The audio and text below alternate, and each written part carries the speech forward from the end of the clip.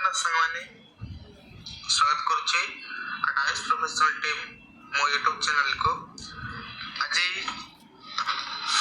ଇତିହାସ plus two MIL ଓଡ଼ିଆର ଇତିହାସର ପାର୍ଟ 4ଟି ଆଣିଛେ ତୁମମାନଙ୍କ ପାଇଁ। ଆମେ ପାର୍ଟ 3 ଅଲରେଡ଼ି ସାରି ଦେଇଛେ। ପାର୍ଟ 1 ପାର୍ଟ 2 ପାର୍ଟ 3 ଯିଏ ଏପର୍ଯ୍ୟନ୍ତ ଦେଖିନ ଯାଇ ଜଲ୍ଦି ଦେଖି ନିଅନ୍ତୁ ଏବଂ ଚ୍ୟାନେଲକୁ ସବସ୍କ୍ରାଇବ୍ କରି ନିଅନ୍ତୁ ଆଉ ତୁମ ସାଙ୍ଗମାନଙ୍କ ପାଖକୁ ସେୟାର କରନ୍ତୁ। ବୁଝିହେଲା? ଏବେ ଆଉ ଡେରି କରିବାନି, ଚାଲନ୍ତୁ ଦେଖିବା ପାର୍ଟ 4ରେ କ'ଣ ଅଛି। ସମସ୍ତଙ୍କୁ କହି ରଖୁଛି ଭିଡ଼ିଓ ଫାଷ୍ଟ ଲାଷ୍ଟ ପର୍ଯ୍ୟନ୍ତ ଦେଖନ୍ତୁ। ମନୁଷ୍ୟମାନଙ୍କ ମଧ୍ୟରେ ପ୍ରକୃତିର ସବୁ ସଦସ୍ୟ ବିଦ୍ୟମାନ, ଏ କଥା ମତଭେଦ ହୋଇ ନପାରେ। ସୌମ୍ୟ ମାତ୍ରା ଯେତେ ଅଧିକ ହେଉ ପଛକେ ମୂଳରେ ମାନବ ପ୍ରକୃତି ଏକ। ଏତିକି ଆମର ସରିଯାଇଥିଲା, ତାପରେ ଦେଖିବା। ତ ସେଇ ଅନୁଯାୟୀ ମୁଁ ତଥାପି ସେଇଠି କହି ରଖୁଛି ଯେ ମନୁଷ୍ୟମାନଙ୍କ ମଧ୍ୟରେ ପ୍ରକୃତିର ସୌସାଦୃଶ୍ୟ ବିଦ୍ୟମାନ। ମନୁଷ୍ୟମାନଙ୍କ ମଧ୍ୟରେ କ'ଣ ପ୍ରକୃତି ଅଛି? ମନୁଷ୍ୟମାନଙ୍କ ପ୍ରକୃତି ମଧ୍ୟରେ ସାମଞ୍ଜସ୍ୟ ଅଛି, ସୌସାଦୃଶ୍ୟ ଅଛି। ବୁଝିହେଲା? ତ ଏଇ କଥାରେ ମତଭେଦ ହୋଇ ନପାରେ। ତ ଏକ କଥାରେ ମନୁଷ୍ୟମାନଙ୍କ ମଧ୍ୟରେ ସୌସାଦୃଶ୍ୟ ତା ପ୍ରକୃତିର ସୌସାଦୃଶ୍ୟ ଅଛି ବୋଲି ତା ମତଭେଦ ହୋଇପାରେ ନପାରେ, ଭୁଲ ବୋଲି ପ୍ରମାଣିତ ନ ହୋଇପାରେ। କାରଣ ମନୁଷ୍ୟମାନଙ୍କ ମଧ୍ୟରେ କ'ଣ ସୌସାଦୃଶ୍ୟ ରହିଅଛି। ବୈଷମ୍ୟର ମାତ୍ରା ଯେତେ ଅଧିକ, ବୈଷମ୍ୟ ବିଭେଦ ପାର୍ଥକ୍ୟର ମାତ୍ରା ଯେତେ ଅଧିକ ଥିଲେ ମଧ୍ୟ, ଯଦି କହୁଛ ଯେ ମନୁଷ୍ୟ ମଧ୍ୟରେ ପାର୍ଥକ୍ୟ ଅଛି ତାଙ୍କ ପ୍ରକୃତିରେ, ପାର୍ଥକ୍ୟର ମାତ୍ରା ବା ବୈଷମ୍ୟର ମାତ୍ରା ଯେତେ ଅଧିକ ଥିଲେ ପଛକେ ବା ଅଧିକ ଥିଲେ ମଧ୍ୟ ମୂଳରେ ମାନବ ପ୍ରକୃତି ଏକ। କିନ୍ତୁ ମୂଳରେ ଯଦି ଦେଖିବା ମାନବର ପ୍ରକୃତି ଏକ, ମାନବର ପ୍ରକୃତି ସମାନ। ବୁଝିଲେ ନା? ତ ଏକା ମାନବ ପ୍ରକୃତି କାହିଁକି? ସମଗ୍ର ବ୍ରହ୍ମାଣ୍ଡର ଅନ୍ତରତମ ପ୍ରଦେଶ ଏପରି।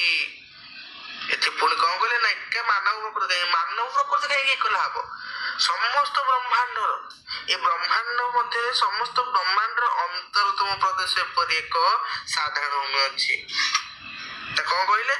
ସମସ୍ତ ଗୋଟେ ବ୍ରହ୍ମାଣ୍ଡର ଅନ୍ତରତମ ପ୍ରଦେଶରେ ଯଦି ଆମେ ଦେଖିବା ଗୋଟେ ସାଧାରଣ ଭୂମି ମଧ୍ୟ ସେହିପରି ଅଛି, ଯେଉଁଠାରେ କୌଣସି ପ୍ରକାର ଭେଦ ବା ବୈଷମ୍ୟ ପ୍ରଦର୍ଶ ହୁଏନି। ଯାହାକି ସେଇ ସାଧାରଣ ଭୂମିରେ କ'ଣ ହୁଏନି ନା କୌଣସି ଭେଦ ଭାବ ପାର୍ଥକ୍ୟ ତାରତମ୍ୟ କିଛି ଦେଖାଯାଏ ନାହିଁ। କୋଉଠି ନା ସେ ବ୍ରହ୍ମାଣ୍ଡର ଅନ୍ତରତମ ପ୍ରଦେଶରେ, ଅନ୍ତରତମ ସ୍ଥାନରେ। ବୁଝିଲା? ତ ସେହି ଭୂମି ଉପରେ ଦଣ୍ଡାୟମାନ ହୋଇପାରିଲେ, ଯଦି ଆମେ ସେହି ଭୂମି ଉପରେ ଦଣ୍ଡାୟମାନ ହୋଇପାରିବା ତେବେ କ'ଣ ହବ ନା ମନୁଷ୍ୟ ଆପଣା ଭିତରେ ସମସ୍ତ ବ୍ରହ୍ମାଣ୍ଡ ପ୍ରତ୍ୟକ୍ଷ କରିବା ସମର୍ଥ ହୁଏ। ତେବେ କ'ଣ ହବ? ମନୁଷ୍ୟ ନିଜ ଭିତରେ ଏ ବ୍ରହ୍ମାଣ୍ଡକୁ ପ୍ରତ୍ୟକ୍ଷ କରିବା, ଏ ବ୍ରହ୍ମାଣ୍ଡକୁ ଦେଖିବାର ସକ୍ଷମ ହୋଇପାରେ, ଏ ବ୍ରହ୍ମାଣ୍ଡକୁ ସେ କ'ଣ ଦର୍ଶନ କରିପାରେ ଏବଂ ସର୍ବତ୍ର ସର୍ବମଙ୍ଗଳମୟ ଏବଂ ସର୍ବତ୍ର ସବୁଠି ଏ ସର୍ବମଙ୍ଗଳମୟ ବିଧାତାଙ୍କ ପ୍ରତ୍ୟକ୍ଷ ହସ୍ତ ଦର୍ଶନ କରି ସ୍ତମ୍ଭିତ ମୋହିତ ହୋଇପାରେ। ଏବଂ ସେ କ'ଣ କରେ ନା ଏଇ ମନୁଷ୍ୟ ସବୁଠି ସବୁ ସ୍ଥାନରେ ବିଧାତାଙ୍କର ସେତେବେଳେ ମଙ୍ଗଳମୟ ପ୍ରତ୍ୟକ୍ଷ ହସ୍ତକୁ ସେ ଦର୍ଶନ କରେ ଏବଂ ଦର୍ଶନ କରି କ'ଣ ହେଇଯାଏ? ଆଶ୍ଚର୍ଯ୍ୟ ହୋଇଯାଏ, ମୋହିତ ହୋଇଯାଏ। ବୁଝିଲା? ତ ସୁତରାଂ ସେଠାରେ ଦେଶ କାଳର ଦୂରତ୍ୱ ଘନିଷ୍ଠ ହୋଇଯାଏ। ସେତେବେଳେ ଆମେ ଯେଉଁଠି କ'ଣ କରିବା, ସେ ସାଧାରଣ ଭୂମିରେ ଆମେ ଦଣ୍ଡାୟମାନ ହବା, ସେତେବେଳେ କ'ଣ ହବ ନା ଦେଶ ଓ କାଳର ଦୂରତ୍ୱ ଘନିଷ୍ଠ ହୋଇଯାଏ। ସୁତରାଂ ସେଠାରେ ଦେଶ ଓ କାଳର ଦୂରତ୍ୱ ଘନିଷ୍ଠ ହୋଇଯାଏ। କୋଉଠାରେ? ଯୋଉଠାରେ କୌଣସି ବି କ'ଣ ବିଭେଦ୍ୟ ନାହିଁ, ପାର୍ଥକ୍ୟ ନାହିଁ, ତାରତମ୍ୟ ନାହିଁ, ସେଠି କ'ଣ ହେଇଯାଏ ନା ଦେଶ ଥିବ ନା କାଳ ସମୟ ନିର୍ଦ୍ଧାରଣ ଥିବ, କିଛି ନାହିଁ, ସେଠି କୌଣସି ବିଭେଦ ନଥାଏ। ତେଣୁ ସେଠି ଦେଶ କାଳର ଦୂରତ୍ୱ ଘନିଷ୍ଠ ହୋଇଯାଏ। ଇତିହାସ ପାଠ କରିବା ବେଳେ ଅନେକ ସମୟରେ ଆମ୍ଭେମାନେ ଅଲକ୍ଷିତ ଭାବରେ ସେଇ ସାଧାରଣ ଭୂମିରେ ଉପସ୍ଥିତ ହେଉ। ଆମେ ଯେତେବେଳେ ଇତିହାସକୁ ପାଠ କରୁ, ଆମେ ଯେତେବେଳେ ଇତିହାସକୁ ପଢୁ, ସେତେବେଳେ ଆମେ ଅନେକ ସମୟରେ କ'ଣ ହଉ ନା ଅଲକ୍ଷିତ ଭାବରେ ନ ଲକ୍ଷ୍ୟ ଥାଏ ସେମିତି ସାଧାରଣ ଭୂମିରେ ଉପସ୍ଥିତ ହୋଇଯାଉ। ଆମେ ଦେଖିବା ଯେ ଆମେ ଯଦି ଇତିହାସ ପାଠ କରୁଛେ, କାହାର ଆମେ ବାଜିରାଉତଙ୍କ ଇତିହାସ ପଢିବା, ମହାତ୍ମା ଗାନ୍ଧୀଙ୍କ ଇତିହାସ ପଢିବା, ସେ ମୋଗଲଙ୍କର ଇତିହାସ ପଢିବା, ସେ ଜଗନ୍ନାଥ ମନ୍ଦିରର ଇତିହାସ ପଢିବା। ଆମେ ଯୋଉ ଇତିହାସ ପଢୁଛେ ଆମେ ଭାବନାଟା ଆମର ସେଆଡକୁ ପଳଉଛି, ଆମେ ଭାବି ଦଉଛେ ଆମେ ସେଠି ଉପସ୍ଥିତ ଅଛେ ନା କ'ଣ? ତ ଆମେ ଅଲକ୍ଷିତ ଭାବରେ ସେ ଇତିହାସରେ ଆମେ ପଶି ଯାଉଛେ ନା ନାଇଁ? ତେବେ ଯେତେବେଳେ ତଥା ସେଇବେଳେ ପଢିଲା ବେଳେ ଅତୀତର ସୁଖ ଦୁଃଖ ହର୍ଷ ବିଷାଦ ଭୟ ବିଭୀଷିକା ସାହସ ବିକ୍ରମ ଜୀବନ ମୃତ୍ୟୁ ଆମ୍ଭମାନଙ୍କ ନିକଟରେ ଜୀବନ୍ତ ମତେ ପରିଗ୍ରହ କରି ଦଣ୍ଡାୟମାନ ହୁଏ। ବୁଝିଲା, ମାନେ କହିଥିଲା ନାଇଁ, ସେଇଭଳି ଭାବରେ ଆମେ ଯେତେବେଳେ ଇତିହାସ ପଢୁଛେ ସେତେବେଳେ ସବୁ ଯୋଉ ଅତୀତର ଯୋଉ ସୁଖ ଅଛି ଦୁଃଖ ଅଛି ହସ ଅଛି ବିଷାଦ ଦୁଃଖ ଅଛି ବିଷାଦ ଅଛି ଭୟ ଅଛି କି କଣ ସାହସ ଅଛି କି ବିକ୍ରମ ଅଛି ଜୀବନ ଅଛି ତ ମୃତ୍ୟୁ ଅଛି, ଏ ସବୁ କିଛି ଅଛି ଅତୀତରେ ଯୋଉ ଯାହା ଯାହା ଥିଲା ଆମ୍ଭ ନିକଟରେ ତାହା ଜୀବନ୍ତ ହୋଇଥାଏ। କାହିଁକି ନା ଆମେ ଯଦି ଏଇନା ପଢୁଛେ ଆମେ ସତରେ ତା ଭିତରେ ଏତେ ସମାହିତ ହେଇଯାଉଛି ସେ ସତେ ଯେମିତି ଆମକୁ ଜୀବନ୍ତ ଭଳି ଲାଗୁଛି ନା ନାଇଁ। ଏବଂ ନିଜ ଜୀବନର ବ୍ୟାପାର ତୁଲ୍ୟ ପ୍ରତିଭାତ ହୁଏ ଏବଂ ନିଜ ଜୀବନର ବ୍ୟାପାର ସମସ୍ତ ବ୍ୟାପାର ସତେ ଯେମିତି ଆଜି ଉଜ୍ଜ୍ୱଳ ଆଖିରେ ପ୍ରତିଭାତ ହୁଏ। ବୁଝିଲା ନାଇଁ। ତ ଏଇ ଅବସ୍ଥାରେ ଅତୀତ ପ୍ରତି ହୃଦୟର ସହାନୁଭୂତି ସ୍ୱତଃ ଜାଗୃତ ହୋଇ ଉଠେ। ତ ଏଇ ଅବସ୍ଥାରେ ନା କୋଉ ଅବସ୍ଥାରେ ନା ଇତିହାସ ଆମେ ଯେତେବେଳେ ପାଠ କରୁଛେ ସେଇ ସମୟରେ ସେ କଣ ହୁଏ ନା ଅତୀତର ପ୍ରତି ହୃଦୟର ସହାନୁଭୂତି ଅତୀତର ପ୍ରତି ଯୋଉ ହୃଦୟର ଆମର ସେ ସହାନୁଭୂତି ଆମର ସ୍ୱତଃ ଜାଗ୍ରତ ହୋଇ ଉଠେ। ଆମେ କଣ ସ୍ୱତଃ ଭାବରେ କଣ ଜାଗ୍ରତ ହୋଇ ଉଠେ। ତ ଅତୀତର ଜୟୋଲ୍ଲାସ ନିଜ ଜୀବନର ଜୟୋଲ୍ଲାସରେ ପରିଣତ ହୁଏ। ସେ ଅତୀତରେ ଯୋଉ ବିଜୟର ଧ୍ୱନି ଅତୀତରେ ଯୋଉ ବିଜୟର ସେ ଖୁସିର ଲହରୀ ଆଜି ବର୍ତ୍ତମାନ ଆମେ ଇତିହାସ ପାଠ କରୁଛେ ବର୍ତ୍ତମାନ ଆମକୁ କଣ ହଉଛି ପରିଲକ୍ଷିତ ହଉଛି। ଆମେ ବର୍ତ୍ତମାନ ଜଣା ପଡୁଛି ସତେ ଯେମିତି ଅତୀତର ଜୟ ଧ୍ୱନି ଆଜି ଏଠାରେ କମ୍ପମାନ ହୋଇ ଉଠୁଛି ବାଜି ଉଠୁଛି।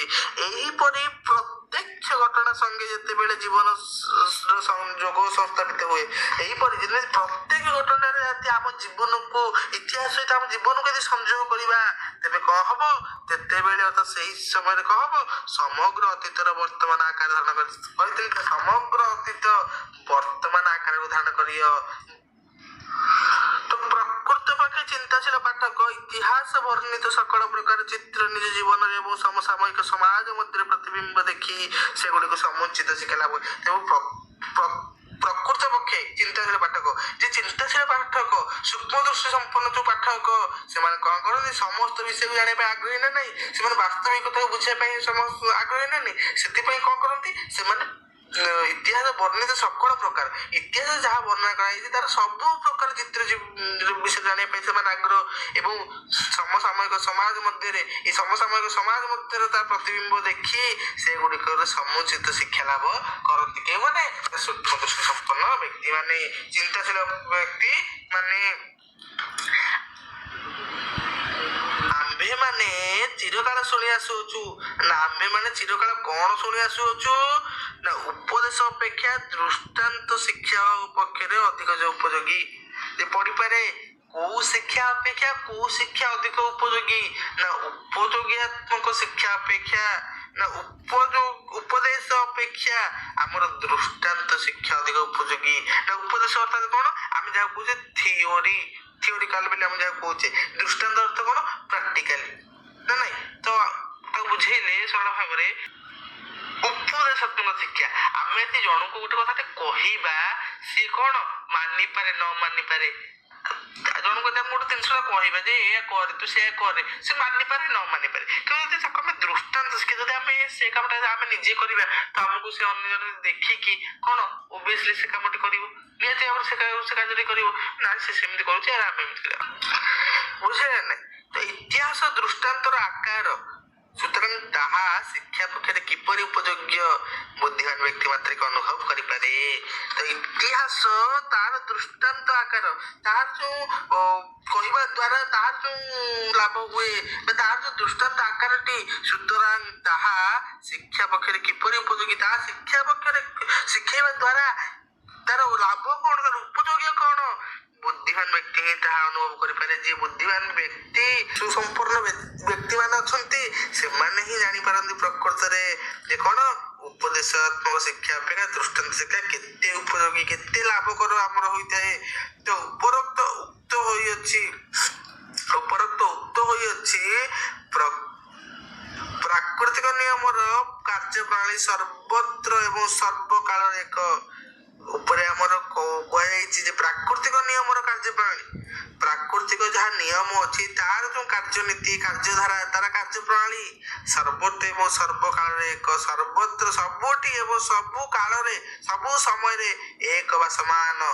ଯେ ପ୍ରକାର କାର୍ଯ୍ୟରୁ ଏକ ବ୍ୟକ୍ତି ବା ଜାତିର ଅଧପତନ ହେଲା, ଯୋଉ ପ୍ରକାର କାର୍ଯ୍ୟରୁ ଆଜି ଏକ ବ୍ୟକ୍ତି ଜଣେ ବ୍ୟକ୍ତି ବା ଗୋଟେ ଜାତିର ଯେତେବେଳେ ଅଧପତନ ହେଲା ଧୀରେ ଧୀରେ ନିମ୍ନ ଅଧପତନ ହୋଇ ଚାଲିଲା ତ ସକଳ ବ୍ୟକ୍ତି ତା ଜାତିର ତଦ୍ୱାରା ନିଶ୍ଚୟ ଅଧପତନ ହେବ। ତେବେ ସକଳ ବ୍ୟକ୍ତିର ସବୁ ବ୍ୟକ୍ତିର ତାର କଣ ଜାତିର ଅଧପତନ ହବ। ଯଦି ଗୋଟିଏ ବ୍ୟକ୍ତିର ଅଧପତନ ହେଲା ତ ଧୀରେ ଧୀରେ ସବୁ ଜାତିର କଣ ଅଧପତନ ହେଇଯିବ। ତ ଉନ୍ନତିର ଯେ କର୍ମ ଏକ ବ୍ୟକ୍ତି ବା ଜାତିର ଜୀବନରେ ପରିଲକ୍ଷିତ ହୁଏ ସକଳ ବ୍ୟକ୍ତି ଓ ଜାତି ପକ୍ଷରେ ସେହି କ୍ରମ। ତ ଉନ୍ନତି ଯେ କ୍ରମ ଏକ ବ୍ୟକ୍ତି ଯଦି ଉନ୍ନତି ଗୋଟେ ବ୍ୟକ୍ତି ଯେଉଁ କର୍ମକୁ ସେ ହାସଲ କରିବ ତାହେଲେ ଜାତିର ଜୀବନ ପରିଲକ୍ଷିତ ହବ। ସେଇଠି କଣ ଗୋଟେ ଜାତିର ଜୀବନକୁ ଦର୍ଶାଇ ଦବ। ଯଦି ଜଣେ ବ୍ୟକ୍ତି ଉନ୍ନତି ହେଲା ଧୀରେ ଧୀରେ ସେ ଜାତି ସେ ସମାଜ ଉନ୍ନତି ହେବାକୁ ଲାଗିବ। ଏବଂ ଜଣେ ଯଦି ଅଧପତନ ହେଇ ଚାଲିଲା ଧୀରେ ଧୀରେ ସେ ସମାଜ ବି ସେ ଜାତି ମଧ୍ୟ ଅଧପତନ ହୋଇ ଚାଲିବ। ସକଳ ବ୍ୟକ୍ତି ଓ ଜାତି ପକ୍ଷରେ ସେହି କ୍ରମ। ସବୁ ବ୍ୟକ୍ତି ସବୁ ଜାତି ପକ୍ଷରେ ସେହି ପ୍ରକାର ଭାବଧାରା ରହିଅଛି, ସେହି ପ୍ରକାର ଢାଞ୍ଚା ରହିଅଛି। ଯଦି ଜଣେ ବଢିବ ସମସ୍ତେ ବଢିବେ, ଯଦି ସମସ୍ତେ କମିବେ ତ ଯଦି ଜଣେ କମିବ ତେବେ ସମସ୍ତେ କମି ଯିବେ। ବୁଝିଲା ତ? ବିପରୀତ ପଥର ଗମନ କରି କେହି କଦାପି ଉନ୍ନତିର ସୋପାନରେ ଆରୋହଣ କରିପାରେ। ଏଠି କଣ କହିଲେ ନା ବିପରୀତ ପଥରେ ଗମନ କରି ଆମେ ଯଦି ବିପରୀତ ପଥରେ ଗମନ କରିବା ସେ ସତ୍ୟ ପଥରେ ନ ଯାଇ ଆମେ ଯଦି ଅସତ୍ୟ ପଥରେ ଯିବା ତେବେ କେହି କେବେ ଉନ୍ନତିର ସୋପାନ ଆରୋହଣ କରିପାରିବେନି। ପରୀକ୍ଷାରେ ପଡ଼ିବ କେହି କେବେ କାହିଁ ଉନ୍ନତିର ସୋପାନ ଆରୋହଣ କରିପାରିବେ ନାହିଁ। ଯେତେବେଳେ ବିପରୀତ ପଥରେ ଆମେ ଗମନ କରିବା କେହି କେବେ ଉନ୍ନତିର ସୋପାନ ଆରୋହଣ କରିପାରିବେ ନାହିଁ। ତେବେ ଅମୁକ ବ୍ୟକ୍ତି ଅହଙ୍କାର ଥିଲା ତେଣୁ ତାହାର ପତନ ହେଲା, କିନ୍ତୁ ମୁଁ ଚିରକାଳ ଅହଙ୍କାରରେ ବକ୍ଷ ସ୍ଫୀତ କରି ବୁଲିବି ଅଥଚ ମୋର ପତନ ନାହିଁ, ଏ କଦାପି ହୋଇ ନପାରେ ନା ନାଇଁ। ଯଦି ଆମେ ଦେଖିବା ଗୋଟେ ଉଦାହରଣ ସ୍ୱରୂପ ବିଶ୍ୱନାଥଙ୍କର ଦେଇ କହିଛନ୍ତି ଯେ ଅମୁକ ବ୍ୟକ୍ତି ସେ ବ୍ୟକ୍ତିଟା ଅହଙ୍କାର ଥିଲା ତ ତେଣୁ ତାର ପତନ ହେଲା, ତେଣୁ ତାର କଣ ବିନାଶ ହେଲା। ତେଣୁ ମୁଁ କଣ ଚିରକାଳ ଅହଙ୍କାର ହେଇକି ବୁଲିବି, ମୁଁ ଚିରକାଳ ଅହଙ୍କାରୀ ହେବି ତେବେ ମୋର ପତନ ହବନି। ଏହା କଣ ଠିକ କି? ଏହା କଦାପି ହବନି। ଯିଏ ଅହଙ୍କାରୀ ଯଦି ଅହଙ୍କାର କରିବ ତାର ପତନ ସୁନିଶ୍ଚିତ ହେବାଟା ହିଁ ହେବ। ତେବେ ଆମେ ଯଦି କହିବା ନାଇଁ ମୁଁ ମିଛ କହିବି ମୁଁ କିଛି ହେବିନି, ମୁଁ ଅହଙ୍କାର କରିବି ବୋଲି ମୋର କିଛି ହବନି, ସେଟା ଭୁଲ। ତ ସେଇଭଳିଆ ବିପରୀତ ଭାବ ପଥରେ ଯଦି ଆମେ ଗମନ କରିବା ଆମେ କେବେ ଉନ୍ନତିର ସୋପାନ ଆରୋହଣ କରିବାନି, ବରଂ ଅବନତିର ସୋପାନକୁ ଆମେ ଆରୋହଣ କରି ଚାଲିବା। ବୁଝିଲେ? ଏତିକି ବୁଝିଲ? ଅହଙ୍କାରର ମସ୍ତକର ପତନ। ଯେ ଅହଙ୍କାର ମସ୍ତକର ପତନ, ଯିଏ ଅହଙ୍କାର କରେ ତା ମସ୍ତକରେ ତା କପାଳରେ ତା ପତନ କଣ ହୁଏ? ଏହି କଥାଟି ସର୍ବତ୍ର ଉଜ୍ଜ୍ୱଳ ଆକାରରେ ଲିଖିତ ହୋଇ ରହିଛି। ଯିଏ ଅହଙ୍କାର କରେ, ଯିଏ ସଦାସର୍ବଦା ନିଜକୁ ଗର୍ବୀ ବୋଲି ଭାବେ ତା ମସ୍ତକରେ ଏ କଥାଟି ଲେଖାଯାଇଛି। କୋଉ କଥା ନା ଅହଙ୍କାରୀ ଦିନେ ନା ଦିନେ କଣ ନିଜର ଅଧପତନ ହବ, କେବେ ଉନ୍ନତି ଲାଭ କରିପାରିବ ନାହିଁ। ତେବେ ଅମୁକ ବ୍ୟକ୍ତି ସମସ୍ତଙ୍କଠାରେ ବିଶ୍ୱାସ ସ୍ଥାପନ କରି ସମସ୍ତଙ୍କର ବିଶ୍ୱାସ ଭାଜନ ହେଲା। ତେବେ ଯଦି ଆମେ କହିବା ଅମୁକ ବ୍ୟକ୍ତି ସେ ବ୍ୟକ୍ତିଟି ସମସ୍ତଙ୍କଠାରେ ବିଶ୍ୱାସ ଭାଜନ କରିକି ସମସ୍ତଙ୍କର ବିଶ୍ୱାସ ହେଇଗଲା, କିନ୍ତୁ ମୁଁ ସମସ୍ତଙ୍କ ଜଗତକୁ ଅବିଶ୍ୱାସ କରି ସମସ୍ତଙ୍କ ନିକଟରେ ଆତ୍ମଗୋପନ କରି ସେହି ବ୍ୟକ୍ତି ପରି ସମସ୍ତଙ୍କ ବିଶ୍ୱାସର ପାତ୍ର ହେବି, ଏହା ଦୁରାଶା ମାତ୍ର। କଣ କହିଲେ? ଯଦି ଆମେ କହିବା ଯେ ଗୋଟେ ବ୍ୟକ୍ତିଟି ସମସ୍ତ ସହିତ ଭଲ ପାଇବା ରଖିଲା, ସମସ୍ତଙ୍କୁ ଭଲ ପାଇବାକୁ ଜିତିଲା, ସମସ୍ତଙ୍କ ମନକୁ ଜିତିଲା, ସମସ୍ତଙ୍କ ମନରେ ବିଶ୍ୱାସ ସ୍ଥାପନ କଲା ତ ସେ ବିଶ୍ୱାସ ହେଲା। କିନ୍ତୁ ମୁଁ କଣ କରିବି? ମୁଁ ବିଶ୍ୱାସ ସ୍ଥାପନ କରିବିନି, ବରଂ ଅବିଶ୍ୱାସରେ ସମସ୍ତଙ୍କୁ ବାନ୍ଧିବି, ଅବିଶ୍ୱାସ କରିବି ସମସ୍ତଙ୍କୁ। ତ ସମସ୍ତଙ୍କ ମନରେ ଆତ୍ମଗୋପନ ରହିକି ମୁଁ କଣ ହେବି ନା ସମସ୍ତଙ୍କର ବିଶ୍ୱାସର ପାତ୍ର ହେବି। ତ ଏହା କଣ ଦୁରାଶା? ଏହା କଣ ପ୍ରକୃତରେ ଭଲ ଆଶା ନୁହେଁ, ଏହା ପ୍ରକୃତରେ ସଠିକ ନୁହେଁ। ତେଣୁ ଧର୍ମର ଜୟ ଅଧର୍ମର ପରାଜୟ ଇତିହାସ ବଜ୍ର ଗମ୍ଭୀର ସ୍ୱରରେ ଘୋଷଣା କରେ। ତେଣୁ ଯଦି ଆମେ ଦେଖିବା ଇତିହାସ ସଦା ସର୍ବଦା କୁହେ ଯେ ଧର୍ମର ନିଶ୍ଚିତ ଭାବରେ ଜୟ ହବ ଏବଂ ଅଧର୍ମର ନିଶ୍ଚିତ ଭାବରେ ପରାଜୟ ହବ, କେହି କେବେ କାଟି ପାରିବେ ନାହିଁ। ଧର୍ମ ନିଶ୍ଚିତ ଭାବରେ ତାର ଜୟ ଧ୍ୱନିରେ ପ୍ରକମ୍ପିତ ହବ, ଅଧର୍ମ ନିଶ୍ଚିତ ଭାବରେ ତାର ଅଧପତନ ହବ। ତେଣୁ ପଢିପାରେ ଇତିହାସ କଣ ବଜ୍ର ଗମ୍ଭୀର ଘୋଷଣା କରେ? ଧର୍ମର ଜୟ ଅଧର୍ମର ପରାଜୟ। ଅନେକ ସମୟରେ ପୃଥିବୀରେ ବିପରୀତ ଭାବ ଦର୍ଶନ କରି ଅବିଶ୍ୱାସୀ ହୁଏ। ପଢିପାରେ ଅପରିଣାମଦର୍ଶୀ ମାନବ କଣ କରେ? ଅପରିଣାମଦର୍ଶୀ ମାନବ ପୃଥିବୀରେ ବିପରୀତ ଭାବ ଦର୍ଶନ କରି କଣ ହୁଏ? ଅବିଶ୍ୱାସୀ ହୁଏ। ଆଉ ଗୋଟେ କ୍ୱେଶ୍ଚିନ୍ ବି ଏଇଟା ବୁଲେଇ ପକେଇ ଦେଇପାରେ, ଅପରିଣାମଦର୍ଶୀ ମାନବ କିପରି ଅବିଶ୍ୱାସୀ ହୁଏ? ନା ଅପରିଣାମଦର୍ଶୀ ମାନବ ପୃଥିବୀରେ ଅନେକ ବିପରୀତ ଭାବ ଦର୍ଶନ କରି ପୃଥିବୀରେ ବିପରୀତ ଭାବ ଦର୍ଶନ କରି ସେ ଅବିଶ୍ୱାସୀ ହୋଇଯାଏ। ବୁଝିହେଲା? ତ ଇତିହାସ ପାଠ ଦ୍ୱାରା ସହଜ ଅବିଶ୍ୱାସ ତିରୋହିତ ହୁଏ, ଦୃଷ୍ଟି ଉଜ୍ଜଳ ହୁଏ। ତ ଇତିହାସ ଆମେ ଯଦି ପାଠ କରିବା, ଇତିହାସକୁ ପଢିଲେ, ଇତିହାସକୁ ଜାଣିଲେ, ତେବେ ଆମର କଣ ହବ? ସକଳ ଅବିଶ୍ୱାସ ତିରୋହିତ ହୋଇ ସବୁ ପ୍ରକାର ଯୋଉ ଅବିଶ୍ୱାସର ଚିନ୍ତାଧାରା, ଏ ଅବିଶ୍ୱାସର ଜଳଧାରା ସବୁ କିଛି ତିରୋହିତ ହୋଇ ଦୃଷ୍ଟି ଉଜ୍ଜଳ ହବ। ଆମର ଦୃଷ୍ଟି ଉଜ୍ଜଳ ହୋଇ ଉଠିବ। ସର୍ବତ୍ର ସତ୍ୟର ଜୟ, ସଦାସର୍ବଦା ସତ୍ୟର ଜୟ ଏବଂ ମଙ୍ଗଳର ଜୟ, ପୁଣ୍ୟର ଜୟ ପ୍ରତ୍ୟକ୍ଷ କରି ପ୍ରାଣ ଆଶା ଓ ପୁଲ କରିବା ବିଶ୍ୱାସରେ ପୁଲକିତ ହୋଇ ଉଠିବ। ଆମର ଆଶା ଓ ବିଶ୍ୱାସ କେତେବେଳେ ପୁଲକିତ ହୋଇ ଉଠିବ? ଆମେ ଯଦି ଇତିହାସକୁ ପାଠ କରିବା, ତେବେ ତାର ସମସ୍ତ ଅବିଶ୍ୱାସ ତିରୋହିତ ହୋଇଥିବ, ସମସ୍ତ ଅବିଶ୍ୱାସ ଭାଙ୍ଗିଯିବ ଏବଂ ଦୃଷ୍ଟି ଉଜ୍ଜଳ ହବ। ଏବଂ ସର୍ବତ୍ର ସତ୍ୟର ଜୟ, ସବୁଠି ସତ୍ୟର ଜୟ, ମଙ୍ଗଳର ଜୟ, ପୁଣ୍ୟର ଜୟ ପ୍ରତ୍ୟକ୍ଷ କରି ବା ପ୍ରତ୍ୟକ୍ଷ ଭାବରେ ଦେଖି ଏ ପ୍ରାଣଟି କଣ? ଆଶା ଓ ବିଶ୍ୱାସରେ ଆନନ୍ଦିତ ହୋଇ ଉଠିବ। ପୁଲକିତ ଅର୍ଥ ଆନନ୍ଦିତ ହୋଇ ଉଠିବ। ବାସ୍ତବିକ ଉପଯୁକ୍ତ ଭାବରେ ପାଠ କରିବାରୁ ଶିକ୍ଷା କଲେ ଇତିହାସ ତୁଲ୍ୟ ଦ୍ୱିତୀୟ ଶିକ୍ଷକ ଆଉ କଦାପି ଦୃଷ୍ଟି ହେବ ନାହିଁ। ଯଦି ବାସ୍ତବିକ ଭାବରେ ଯଦି ଆମେ ସଠିକ ଭାବରେ ପାଠ କରିବାକୁ ଶିକ୍ଷା କଲେ, ଆମେ ସଠିକ ଭାବରେ କଣ ଇତିହାସକୁ ପାଠ କରିବା, ଆମେ ଯଦି ଠିକ ଭାବରେ ଇତିହାସକୁ ଅଧ୍ୟୟନ କରିବା, ତେବେ ଇତିହାସ ତୁଲ୍ୟ ଦ୍ୱିତୀୟ ଶିକ୍ଷକ କଦାପି ଦୃଷ୍ଟି ହେବେ। ବାସ୍ତବିକ ଆମେ ଯଦି ସେଇଭଳି ଭାବରେ ଉପଯୁକ୍ତ ଭାବରେ ପାଠ କରିବା, ଉପଯୁକ୍ତ ଭାବରେ ସବୁ କିଛି ଜାଣିବା, ଉପଯୁକ୍ତରେ ଅଧ୍ୟୟନ କରିବା, ତେବେ ଇତିହାସ ଆମର କ'ଣ ଦ୍ୱିତୀୟ ଶିକ୍ଷକ। ଏଠି ଲେଖକ କ'ଣ କହିଛନ୍ତି? ଇତିହାସ ହେଉଛି ଦ୍ୱିତୀୟ ଶିକ୍ଷକ। ଆମର ପ୍ରଥମ ଶିକ୍ଷକ ଗୁରୁ, ଦ୍ୱିତୀୟ ଶିକ୍ଷକ ହେଉଛି ଆମର ଇତିହାସ। ଇତିହାସ ଆମକୁ ସବୁ କିଛି ଶିଖାଏ। ତେଣୁ ଇତିହାସ ଆଉ କ'ଣ ପରିଦୃଷ୍ଟ ହେବ ନାହିଁ। ଇତିହାସ ଆଉ କ'ଣ ଆମର ଦ୍ୱିତୀୟ ଶିକ୍ଷକ ଆଉ ହେଇକି ରହିବ ନାହିଁ। କାହିଁକି ନା ଆମେ ଯଦି ବାସ୍ତବିକ ଭାବରେ ଉପଯୁକ୍ତ ଭାବରେ ପାଠକୁ ବା ଶିକ୍ଷାକୁ ଅର୍ଜନ କରିବା। ବୁଝିଲା? ଆଉ ଏକ ଭାବରେ ଦେଖିଲେ ମଧ୍ୟ ଇତିହାସ ଆମମାନଙ୍କ ନିକଟରେ ପରମ ଆଦର ବସ୍ତୁ ବୋଲି ବୋଧ ହେବ। ତେବେ ଯଦି ଆଉ ଏକ ଭାବରେ ଦେଖିଲେ, ଅନ୍ୟ ଭାବରେ ଦେଖିଲେ, ତେବେ ଇତିହାସ ଆମମାନଙ୍କ ନିକଟରେ କୋଉ ଭାବରେ ବସ୍ତୁ ହେବ ବୋଲି କୁହାଯାଇଛି? ନା ପରମ ଆଦର ଭାବରେ। ଇତିହାସକୁ ଆମେ ଯଦି ସଠିକ ଭାବେ ପଢିବା, ତେବେ ଆମର ଇତିହାସ ଏତେ ଆଦର ହେଇଯାଏ ଯେ ସତରେ ଇତିହାସ ଭୁଲି ପାରିବାନି। କାରଣ ଇତିହାସ ଗୋଟେ ଐତିହାସ ବିବରଣୀ ଯଦି ପଢିବା, ଆମେ ତା ଭିତରେ ଏତେ ସମ୍ମୋହିତ ହେଇଯାଏ ଯେ ସତରେ ଯେମିତି ବାହାରିବା କଷ୍ଟକର। ତେଣୁ ଇତିହାସ ନିକଟରେ ଯେ ଥରେ ପଶିଯିବ, ସେ ଇତିହାସକୁ ଜରିବ। ସେଇଭଳି ଭାବରେ ସେଇଥିପାଇଁ ତ କହିଲେ ଯେ ଇତିହାସ ଯଦି ଅନେକ ଭାବରେ ଦେଖିବା, ତେବେ ଇତିହାସ ପରମ ଆଦର ବସ୍ତୁ ବୋଲି ଜଣାପଡେ। ତ ଆମ୍ଭେମାନେ ବର୍ତ୍ତମାନ ଯାହା ଭୋଗ କରୁଛୁ, ଆମ୍ଭେମାନେ ଯାହା ଏବେ ଭୋଗ କରୁଛୁ, ଯାହା ଏବେ ଭୋଗୁଛୁ, ତାହାର କର୍ତ୍ତା ଆମ୍ଭେମାନେ ନୁହଁ। ତାହାର କର୍ତ୍ତା, ତାହାର ମାଲିକ ଆମ୍ଭେମାନେ ପ୍ରକୃତରେ ନୁହଁ। ଗୋଟିଏ ଆଖ୍ୟାୟିତ ଅଛି, ଗୋଟେ କଥାରେ ଅଛି ନା କଣ ଅଛି? ଆଖ୍ୟାରେ ଅଛି ନା ପ୍ରାଚୀନ କାଳର କୌଣସି ମହାତ୍ମା ସ୍ୱର୍ଗରୁ ଅଗ୍ନି ଆହରଣ କରିଥିବା ଯୋଗୁଁ ତାଙ୍କୁ ଦୁଃସହ କ୍ଲେଶ ଭୋଗ କରିବାକୁ ହୋଇଥିଲା। ନା କଣ ଆଖ୍ୟାରେ ଅଛି? ଯେ ପ୍ରାଚୀନ କାଳର ବା ପୁରାତନ କାଳର କେଉଁ ଗୋଟିଏ ମହାମାନବ, ମହାମନୀଷୀ ଅଗ୍ନିକି କ'ଣ କରିଥିଲା?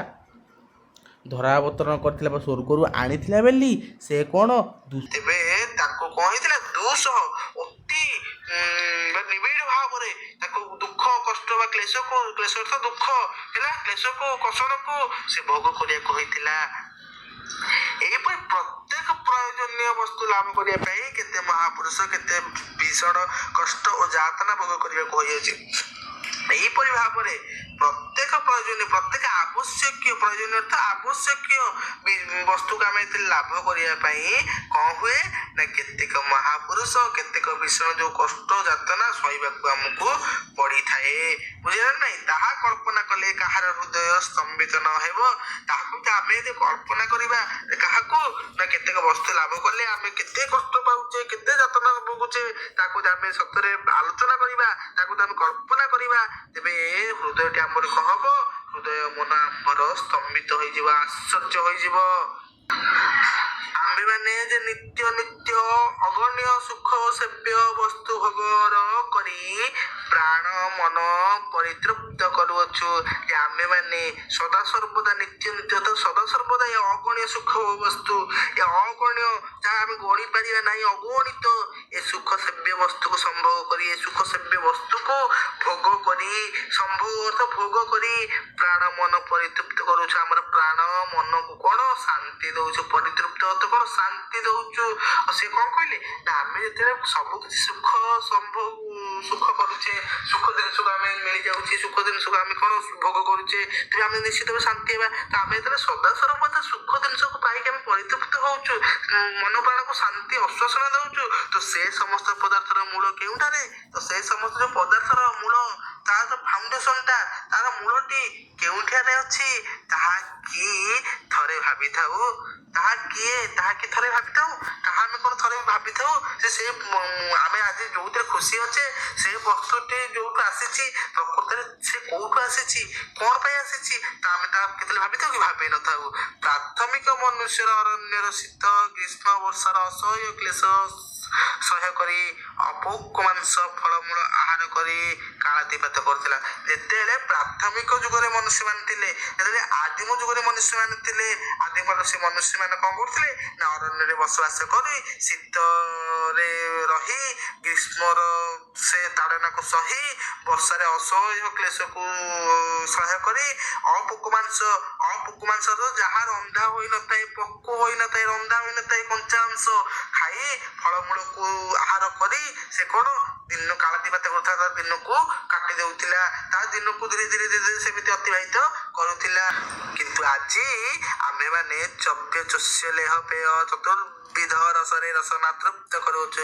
କିନ୍ତୁ ଆଜି ଆମେମାନେ କଣ କରୁଛୁ? ତାଙ୍କ ପରି ଆଉ ନୁହେଁ, ପୁରା ବଦଳି ଯାଇଛୁ।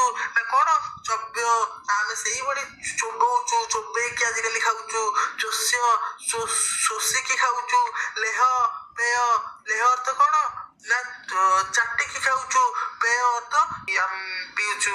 ତ ଏଇଭଳି ଭାବରେ ଆମେ ସବୁ କିଛି ରାନ୍ଧିକି ଖାଇଲୁଣି, ଆମେ ସବୁ କିଛି ଧୀରେ ଧୀରେ ବଦଳିଲାଣି ନା।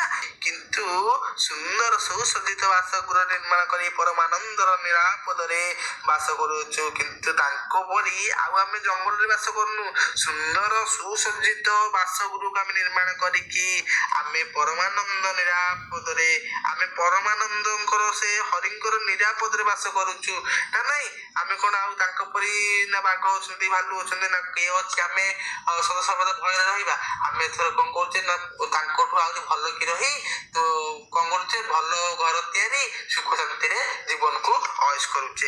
ନାନା ଯନ୍ତ୍ରର ସାହାଯ୍ୟରେ ଅତି ସହଜରେ ବିବିଧ ପ୍ରୟୋଜନ ଆଜି ମନୁଷ୍ୟ କଣ ନାନା ଆଜି ପୂର୍ବ କାଳର ମଣିଷ ଭଳିଆ ନାହିଁ, ପୁରା ବଦଳି ଯାଇଛି।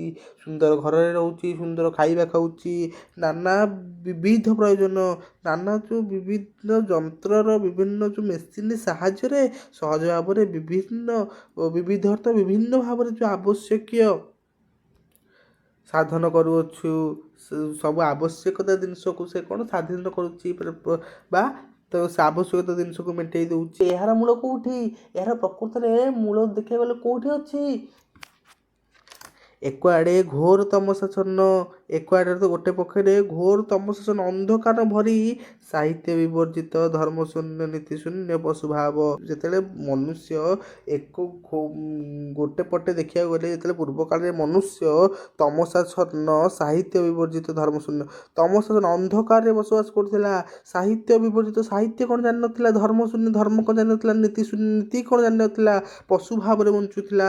ଅନ୍ୟ ଆଡ଼େ ଦେଖିବାକୁ ଗଲେ ଏବେ କିନ୍ତୁ କ'ଣ ହୋଇଛି, ତାହା ପରିବର୍ତ୍ତିତ ହୋଇ ବର୍ତ୍ତମାନ ସମୟରେ କ'ଣ ହେଇଛି ନା କାବ୍ୟ, ନାଟକ, ଇତିହାସ, ବିଜ୍ଞାନ, ଦର୍ଶନ, ଧର୍ମଶାସ୍ତ୍ର ସବୁ କିଛି ଦେଖିବାକୁ ମିଳୁଛି। ସେଇ ମନୁଷ୍ୟ କାବ୍ୟ ଲେଖୁଛି, ସେଇ ମନୁଷ୍ୟ ନାଟକ ଲେଖୁଛି, ସେଇ ମନୁଷ୍ୟ ଇତିହାସ, ବିଜ୍ଞାନ, ଦର୍ଶନ, ଧର୍ମଶାସ୍ତ୍ର ସବୁ କିଛି ଆଜି ଲେଖୁଛି, କହୁଛି, ଆଜି ପ୍ରଦର୍ଶନ କରୁଛି। ବୁଝିହେଲା? ତ ଏକୁଆଡ଼େ ଆଦିମ ମନୁଷ୍ୟର କାଳ୍ପନିକ ଭୂତ ପ୍ରେତ ପୂଜା, ଏକୁଆଡ଼ରେ ସେ ସମୟରେ ଯେଉଁ ଆଦିମ ମନୁଷ୍ୟମାନେ କ'ଣ କରୁଥିଲେ ନା କାଳ୍ପନିକ ଭାବରେ ଦେଖିବାକୁ ଗଲେ ଯେ ଭୂତ ପ୍ରେତର ପୂଜା କରୁଥିଲେ।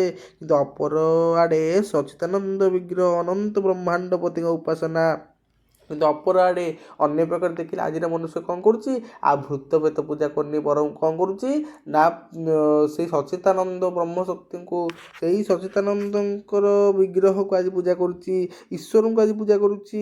କାରଣ ଜାଣିସାରିଲାଣି ପ୍ରକୃତରେ ସେ ଆତ୍ମା ହେଲେ ଈଶ୍ୱର ହେଉଛନ୍ତି ତାଙ୍କର ପରମାତ୍ମା। ତେଣୁ ବୁଝିହେଲା। ତ ଭାବି ଦେଖ, ଲେଖକ ବାଗ୍ମିବାଣୀ ବିଶ୍ୱନାଥଙ୍କର କହୁଛନ୍ତି ଯେ ଥରେ ଭାବି ଦେଖ ତ, ଥରେ ଭାବ ଯେ କେତେ ଯୁଗ ଯୁଗାନ୍ତର କଠୋର ତପସ୍ୟା ଦ୍ୱାରା ଆଜି ପ୍ରାଚୀନ ପୁରୁଷମାନେ ଆମ୍ଭମାନଙ୍କ ପାଇଁ ଏହି ଅମୂଲ୍ୟ ରତ୍ନରାଶି ସଞ୍ଚୟ କରି ଯାଇଛନ୍ତି। ଥରେ ଭାବ ଯେ କେତେ କେତେ ଯୁଗ ଯୁଗାନ୍ତର ଯେଉଁ କଠୋର ତପସ୍ୟା ଦ୍ୱାରା କେତେ କେତେ ଯୁଗ ଯୁଗାନ୍ତର ଯୁଗ ଯୁଗ ମଧ୍ୟରେ ଆଜି କଠୋର ତପସ୍ୟା ଦ୍ୱାରା କଠିନ ପରିଶ୍ରମ ଦ୍ୱାରା ଆଜି କ'ଣ ପୂର୍ବପୁରୁଷମାନେ ଆମମାନଙ୍କ ପାଇଁ କ'ଣ ରଖିଛନ୍ତି, ଅମୂଲ୍ୟ ରତ୍ନରାଶି ସଞ୍ଚୟ କରିଛନ୍ତି। ପୂର୍ବ ଯୁଗରେ ଯିଏ ଅମୂଲ୍ୟ ରତ୍ନ କ'ଣ ଜାଣିନଥିଲା, ହୀରା ଲୀଳା ମୋତି ମାଣିକର ମୂଲ୍ୟ କ'ଣ ବୁଝୁନଥିଲା, ଆଜି ସେ ମଣିଷ କ'ଣ ହେଇଛି ନା ଆମମାନଙ୍କ ପାଇଁ ଅନେକ ଗୁଡ଼ିଏ ହୀରା ଲୀଳା ମୋତି ମାଣିକ ସବୁ କିଛି ସଞ୍ଚୟ କରି ରଖିଅଛି। ନା ନାଇଁ, ଇତିହାସରେ ଯଦି କିଛି ମାତ୍ର ଶିକ୍ଷାର ବିଷୟ ନଥାଏ, ଯଦି ଇତିହାସରେ କିଛି ଶିକ୍ଷାର ବିଷୟ ନଥାଏ, ଯଦି ଇତିହାସ ଆମକୁ କିଛି ଶିଖାଏ ନାହିଁ, ତଥାପି ଯେଉଁ ଅତୀତ ଆମ୍ଭମାନଙ୍କୁ ଏତେ ରତ୍ନ ପ୍ରଦାନ କରିଅଛି ଏବଂ ଯେଉଁ ମହିମାନ୍ୱିତ ପୁରୁଷମାନେ ଆମ୍ଭମାନଙ୍କ ପାଇଁ ଦେହପାତ କରି ଯାଇଛନ୍ତି, ସେମାନଙ୍କ ସମ୍ବନ୍ଧରେ କେବଳ କିଞ୍ଚିତ ଜ୍ଞାନ ଲାଭ କରିବା ଆମମାନଙ୍କର ସୁଖରେ ଯଥେଷ୍ଟ ହେବ। ଯଦି ଆମକୁ ଇତିହାସରୁ କିଛି ଶିକ୍ଷା ମିଳେ ନାହିଁ, ଯଦି ଇତିହାସ ଆମକୁ କିଛି ଶିଖାଏ ନାହିଁ, ତଥାପି ସେଇ ଅତୀତର ପୁରୁଷମାନେ, ଆଜି ଅତୀତର ଯେଉଁ ବ୍ୟକ୍ତିମାନେ ଆମ୍ଭମାନଙ୍କ ପାଇଁ ଆଜି କ'ଣ ସବୁକିଛି ସଞ୍ଚୟ କରି ରଖିଛନ୍ତି, ହୀରା ଲୀଳା ମୋତି ମାଣିକ, ସେ ଯେଉଁ ଧନ ଆଜି ସଞ୍ଚୟ କରିଛନ୍ତି, ସେ ରତ୍ନ ଆମ ପାଇଁ ଯେଉଁ ରଖିଛନ୍ତି ସାଇତିକିରି, ଏବଂ ତାଙ୍କ ମହିମାନ୍ୱିତ ପୁରୁଷମାନେ, ସେଇ ମହିମାନ୍ୱିତ ପୁରୁଷମାନଙ୍କର ଦେହପାତ ଯେଉଁ ଦେଇଛନ୍ତି, ଦେହପାତ ଯେଉଁ କରିଛନ୍ତି, ତାଙ୍କ ଦେହକୁ ଆମମାନଙ୍କ ପାଇଁ ଏ ସଭ୍ୟ ସମାଜକୁ ଆଣିବା ପାଇଁ, ଏ ସଭ୍ୟ ସମାଜକୁ ରେ ଲାଭ ଉପନୀତ ହେବା ପାଇଁ ନିଜ ଦେହକୁ ତ୍ୟାଗ କରିଦେଇଛନ୍ତି। ଆଜି ସେଇମାନଙ୍କ ସମ୍ବନ୍ଧରେ ଯଦି କିଞ୍ଚିତ ମାତ୍ର ଅଳ୍ପ କିଛି ଜ୍ଞାନ ଲାଭ କରିବା, ତେବେ ଆମମାନଙ୍କ ପାଇଁ ସୁଖର ଲାଭ ହେବ, ସୁଖର ବିଷୟ ହେବ।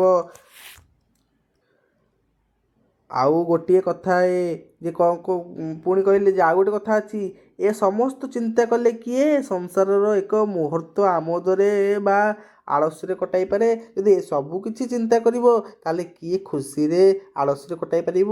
କାରଣ ପୂର୍ବ ଯୁଗରେ ସେମାନେ କ'ଣ ସମସ୍ତେ ଦେଖିବ, ତମ ବାପା ବଡ଼ ବାପାମାନଙ୍କୁ ପଚାରିବ ଯେ ସମସ୍ତେ ସେମାନେ କ'ଣ କରୁଥିଲେ, ପାଠ ପଢ଼ୁଥିଲେ। କେଉଁଥିରେ ପୁଣି ପାଠ ପଢ଼ୁଥିଲେ? ସେତେବେଳେ ଅନ୍ଧାର ଥାଏ।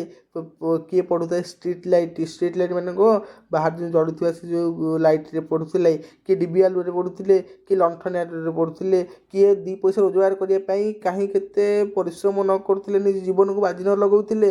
କିନ୍ତୁ ଯଦି ସେ କଥା ନିଜ ବାପା ବଡ଼ ବାପାଙ୍କଠୁ ଶୁଣିବ, ତମ ମନ ବି ଏତେ ଦୁଃଖରେ ଭରିଯିବ, ସତେ ଏମିତି ଆଉ ଖୁସିରେ ଜୀବନଟିକୁ ଏମିତି ତୁଚ୍ଛାଟାରେ କାଟିବାକୁ ଇଚ୍ଛା ହେବ ନା ଅଳସୁଆରେ ବଞ୍ଚିବାକୁ ଇଚ୍ଛା ହେବ।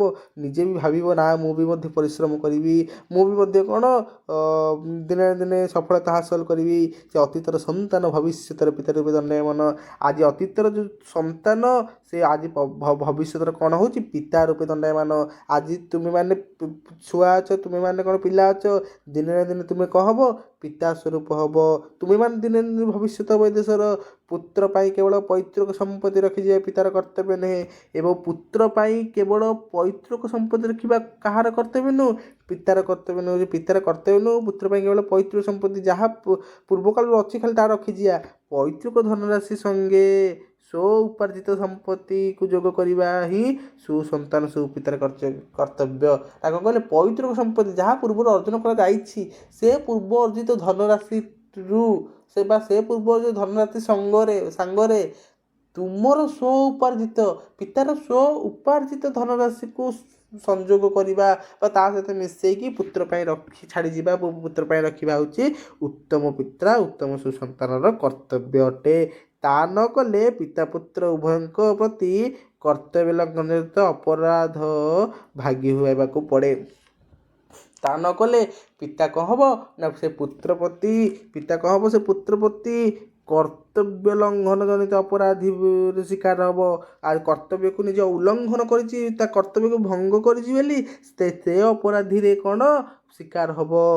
ବିଧାତାଙ୍କ କୌଶଳ ବଡ଼ ବିଚିତ୍ର ଯେ ଏଇ କର୍ତ୍ତବ୍ୟ ପାଳନ ସୁଖ ଅପର୍ଯ୍ୟାତ। ଯେ ବିଧାତାର କୌଶଳ ତା ନୀତି ଏତେ ବିଚିତ୍ର ଯେ ତାର କର୍ତ୍ତବ୍ୟ ଏଇ କର୍ତ୍ତବ୍ୟ ଯେତେବେଳେ ପାଳନ କରିବା ତା ସୁଖ ଅପର୍ଯ୍ୟାତ, ସୁଖ ବହୁତ ମିଳିବ। କାର୍ଯ୍ୟ କର ସୁଖୀ ହୁଅ। ଯଦି ଆମେ ଦେଖିବା ଯେ ଏହି କର୍ତ୍ତବ୍ୟ ପାଳନ କଲେ ସୁଖ ମିଳିବ କ'ଣ, ଆମେ ଦେଖିବା ଯେ ଆମେ ନା ଭଲ ପାଠ ପଢ଼ିବା, ଭଲ ପାଠ ପଢ଼ିଲେ ଭଲ ମାର୍କ ଆଣିବା, ତ ଭଲ ମାର୍କ ଆଣିଲା ପରେ ଯେତିକି ଖୁସି ନ ହେବା, ଆମେ ଦେଖିବା ପୂର୍ବରେ ଆମେ କେତେ ପରିଶ୍ରମ କରିଥିଲେ, ନାଇଁ ଆଜି ସେଇ ପରିଶ୍ରମ ଦ୍ୱାରା ଆଜି ଆମକୁ ଭଲ ମାର୍କ ମିଳିଛି, ଯାହା ହଉ ଆମେ ସେ ଯାକ ଦାଉରେ କ'ଣ ଅଧିକ ଆହୁରି ଖୁସି ହେବା। ତ ସେଇଭଳି ଏଇ କର୍ତ୍ତବ୍ୟ ଆମେ ଯଦି ପାଳନ କରିବା ଅନେକ ଗୁଡ଼ିଏ ଖୁସି ପାଇବା। ତେଣୁ କହୁଛି କାର୍ଯ୍ୟ କର ସୁଖୀ ହୁଅ। ତେଣୁ ଏଇଭଳି ଭାବରେ କାର୍ଯ୍ୟ କରିଚାଲ, ସଫଳତା ହାସଲ କର, ସୁଖ ମଧ୍ୟ ତୁମେ ପାଅ।